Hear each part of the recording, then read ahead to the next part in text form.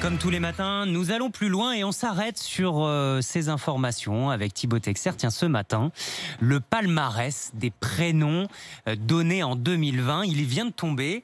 Il y a du changement en tête de ce palmarès, Thibaut. Exactement, Mathieu. Exit Emma et Gabriel. Bonjour, Léo et Jade. Les deux nouveaux prénoms en tête du classement réalisé par l'INSEE. C'est la fin de plusieurs années d'hégémonie. Si on enlève 2014 et 2015, Emma a été le prénom le plus donné en France depuis 2005. Et en plus de perdre la tête du classement, Emma se retrouve aujourd'hui à la 3e place, devancée par Louise. Gabriel, pour les garçons, qui avait détrôné Lucas en 2015, se fait doubler par Léo en constante progression depuis plusieurs années.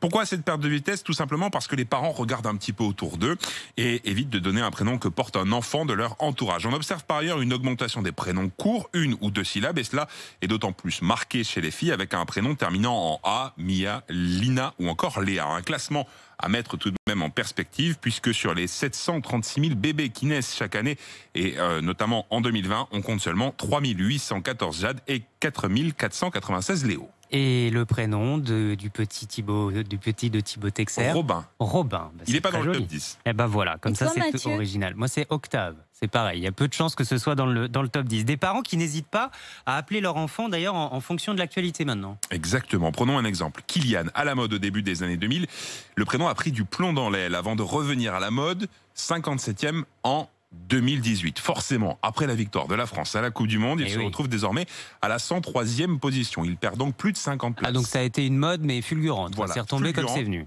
Comme un soufflet. À la mode également, les prénoms des enfants de stars et notamment les influenceurs. Milan, par exemple, le prénom donné par Nabila à son fils, bondit de 190 places.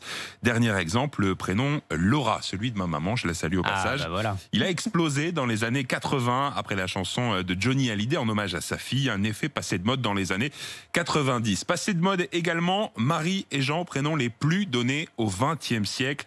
Prénoms religieux, à l'époque il y en avait peu. On avait tendance à donner le prénom du père ou de la mère, de père en père ou de mère en mère. Alors attention, parce que certains prénoms restent interdits. Alors, dans les faits, aucune loi n'empêche un parent de donner le prénom qu'il souhaite à son enfant. Cependant, l'article 57 du Code civil précise qu'il ne doit pas paraître contraire à l'intérêt de l'enfant. De fait, la justice peut juger qu'un prénom n'est pas conforme. Ainsi, un officier d'état civil peut saisir un juge. Et plusieurs prénoms ont déjà été retoqués. C'est le cas de Fraise, de Nutella, de Titeuf, Anal, pas triste et joyeux. D'accord. Et puis les jumeaux Babor et Tribord. Ouais. C'est plutôt original. Dernier en date, Griezmann Mbappé donné à un petit garçon en 2019. Eh ben, dites-moi, bon, vous, est-ce que vous aimez votre prénom? Quel prénom vous avez donné? Comment vous les choisissez surtout? N'hésitez pas à témoigner ce matin, l'appli RMC et le 3216. Merci Thibaut.